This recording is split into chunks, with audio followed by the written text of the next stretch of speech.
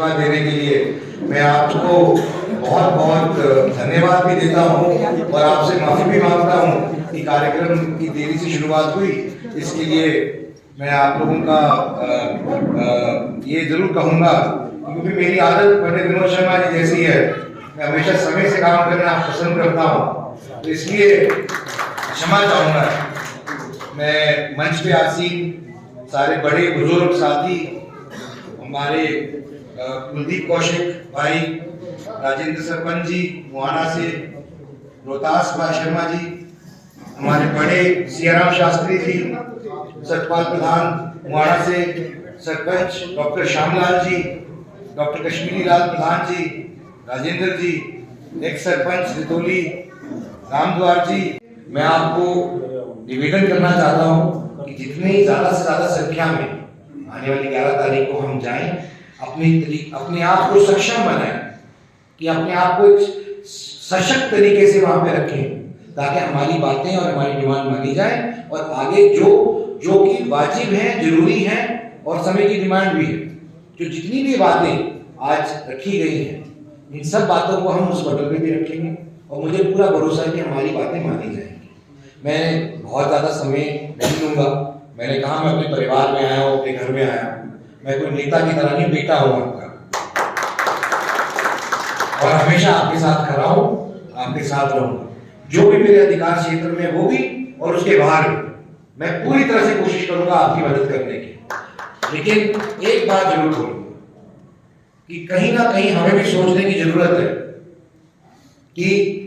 हम लोग पिछले कुछ सालों में क्यों पिछड़े हैं, हम क्यों पीछे रह गए।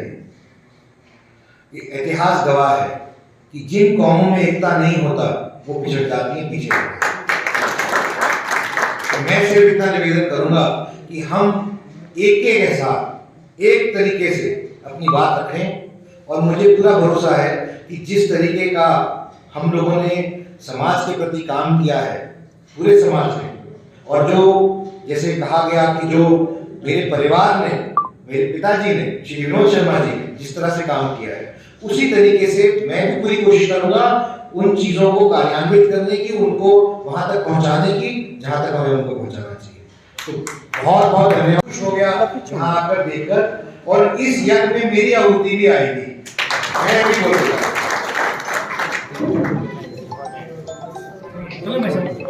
किस तरीके की उम्मीदें हैं, क्योंकि परशुराम जयंती को लेकर कार्यक्रम एक बड़े स्तर पे शायद एक लंबे समय बाद नजर आ रहा है। देखिए, ये तो एक पर्व है, कुंभ है, और इसको तो हम तो त्योहार की तरह मनाना चाहिए। और मैं यहाँ पे अपने बड़े बुजुर्ग भाई साथी सबसे यही निवेदन करने आया था, अपील करने आया था कि हम बड़ी संख्या में जाकर इस पर्व में और इस कुंभ में बढ़ चढ़ के हिस्सा लें, और हम अपनी बात भी रखेंगे। और जैसे मैंने कहा पहले भी कार्यक्रम के दौरान कि मुझे पूरी उम्मीद है कि माननीय मुख्यमंत्री छत्तीस बिरादरी को साथ लेकर चलने का काम करते हैं, तो वो हमारी बात भी मानेंगे, समाज की भी बात मानेंगे, और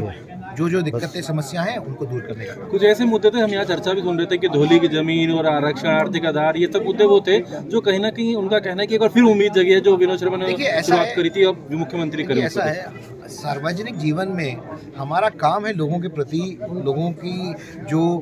निष्ठा है और जो लोगों की सोच है उनके लिए काम करना, और जिन चीज़ों में हमारी आस्था है उसके लिए काम करना, अपने युवाओं के लिए काम करना, तो उसमें कोई गलत बात नहीं है। और मुझे लगता है कि जिस तरह से विनोद शर्मा जी हमेशा प्रयासरत रहे लोगों के प्रति काम करने के लिए, जिस सेवा भाव से, उसी सेवा भाव से मैं भी काम करना चाहता हूँ अपने लोगों के। तो आमंत्रण की अपील कर रहे हैं जी, बिल्कुल। देखिए, मैं एक आपके माध्यम से भी एक अपील करना चाहता हूँ कि आने वाली 11 तारीख को सेक्टर 12 करनाल में एक भव्य कार्यक्रम, एक पावन कार्यक्रम